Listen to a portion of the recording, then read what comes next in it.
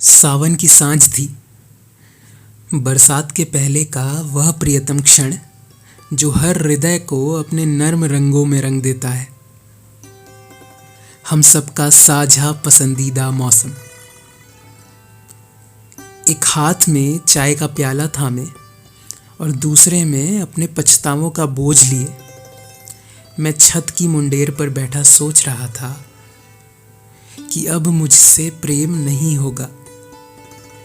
इतना तीव्र परिणाम, इतना कठोर परिणाम भुगतने के बाद तो बिल्कुल नहीं होगा। और यह अंतिम बार है जब मैं उन्हें याद कर रहा हूं। अब हैरानी की बात यह है कि पिछले 8 सावन बीत गए पर यह अंतिम बार अब तक नहीं आया। खैर, मुंडेर से नजर नीचे गई और देखा कि गली के दूसरे छोर पर एक हिजड़ा लोगों से पैसे मांग रहा है। कुछ उसे छेड़ रहे, कुछ डर रहे और कुछ दुत्कार रहे। सहसा मेरे मस्तिष्क में कौंध रहा है वह चुटकुला जो हम अपने कोमल हृदय के सहपाठी के ऊपर कसते थे, या फिर लोगों की उस राजनेता के हुलिये पर कसी हुई फब्तियां जिसकी पार्टी से मेरे राजनैतिक विचार नहीं मिलते। याद करते हुए एक व्यंग्यात्मक मुस्कुराहट फैलती है मेरे होठों पर, जिसे मैं तत्काल समेट लेता हूं। और मैं अब इस घृणित कृत्य पर न मुस्कुराने के अपने दंभ में बैठा हुआ हूं, इस घमंड में बैठा हुआ हूं कि मैं अब ऐसे तुच्छ कृत्यों पर नहीं मुस्कुराता। ऐसे कई क्षण हैं, ऐसे कई पहलू हैं जहां मैं ऐसे दंभ में जीता रहा हूं। किसी स्त्री को गलत दृष्टि से ना देखने जैसी एक सामान्य क्रिया भी मुझे अनचाहे दंभ से भर देती है। नीचे देखता हूं तो पाता हूं कि नाली साफ करने के लिए जिस व्यक्ति को लगाया था उसने अपने बच्चों संग मिलकर पूरी सफाई कर दी है। अब वह पास के नल से नहाकर मुझसे मेहनताना लेने घर के नीचे आ खड़ा है।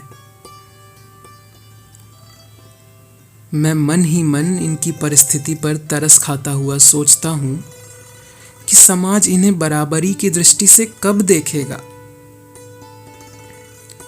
उनकी छोटी जाति के बावजूद मैं उनके प्रति अपनी ऐसी समान सोच को देखता हुआ दोबारा दंभ से भर जाता हूं। इसी दंभ से भरा रौब में नीचे आता हूं, उसके काम की तारीफ करता हुआ, उसके 500 मांगने पर 300 बहुत है कहता हुआ 300 के नोट उसकी ओर बढ़ाता हूं। इस प्रोसेस में उसके अभी अभी रगड़ कर साफ किए हुए हाथ द्वारा मेरी उंगलियों को छूते ही उन्हें दोबारा साफ करना नहीं भूलता। छत की ओर लौटने वाला होता हूं कि सहसा फोन बजता है। उधर से भाई की आवाज आती है कि फलाने नहीं रहे, 13 दिन तक सब कुछ बराना है। फोन कटता है और वहीं सीढ़ियों पर हक सा हृदय लिए बैठ जाता हूं। उनका चेहरा आंखों के सामने कौंधने लगता है, उनका परिवार दिखने लगता है। मृत्यु ऐसे ही आती है, ठीक ऐसे ही, अचानक। बाबूशाह कोहली की कही बात याद आ जाती है। उन्होंने कहा है कि एक छींक की तरह आएगी मृत्यु, एक छींक की तरह आएगी मृत्यु और जेब में रुमाल नहीं होगा। हर रोज 2 सांसों के मध्य जो सत्य, जो अंतिम सत्य पनप रहा है वह है मृत्यु। यह बाकी सब कृत्रिम है, छलावा है, महज छलावा। और यह किस बात का दंभ है मुझ में? मैं अपनी ऊंची जाति लेकर कहां जाऊंगा? मैं उनकी तथाकथित छोटी जाति को अपने बराबर का दर्जा देने वाला होता कौन हूं? मैं एक स्त्री को एक सामान्य, इज्जतदार, सुरक्षित जीवन जिस पर उसका मेरे जितना ही हक है उसे देकर कब तक इतराऊंगा। अपनी जैसी विचारधारा वालों से कब तक प्रश्न करने से बचता रहूंगा, कब तक स्वयं से बचता रहूंगा, कब तक मैं अपने एक निश्चित व्यक्ति से प्रेम न पाने के दुख में यह अपने जीवन में जो अथाह प्रेम मौजूद है उसे नकारता रहूंगा। मैं तो इस दंभ में भी हूं कि मैं प्रेम देना चाहता हूं, मगर एक निश्चित व्यक्ति इसे क्यों नहीं स्वीकार रहा। मैंने तो अनजाने में इस सबसे पवित्र भाव में भी अपना दंभ जोड़ लिया है। यह सोचते हुए मेरा सारा दंभ टूटने लगता है। एक मृत्यु ने मेरे दंभ की धज्जियां उड़ा दी हैं। सहसा अंतर्मन से आवाज कौंधती है कि कब तक के लिए, एक दिन या एक हफ्ते या फिर एक साल तक तुम्हें इस सत्य का एहसास रहेगा। शायद यह निर्भर करता है कि मृतक तुमसे कितना करीब था, है ना?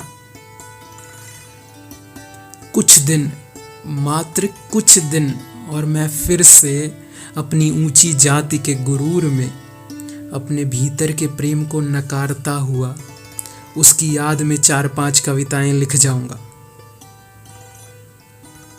किसी और की मृत्यु होने तक। यह सोचता हुआ उठा और बाहर देखा कि सबसे दुत्कारे जाने के बाद वह हिजड़ा मेरे दरवाजे पर खड़ा था, हताश, थका हुआ। इस क्षण मेरे हृदय में केवल करुणा थी। मैंने बड़े स्नेह से उसे देखा और इस दृष्टि मात्र से उसके आधे दुख भर गए। मैंने कुछ रुपए बढ़ाए और कहा, ईश्वर से दुआ करना कि मेरे भीतर जो दीपक आज जला है वो बुझने ना पाए। सुना है आपकी दुआएं बहुत जल्दी सुनी जाती हैं। शायद फिर से जन्म मुलाकात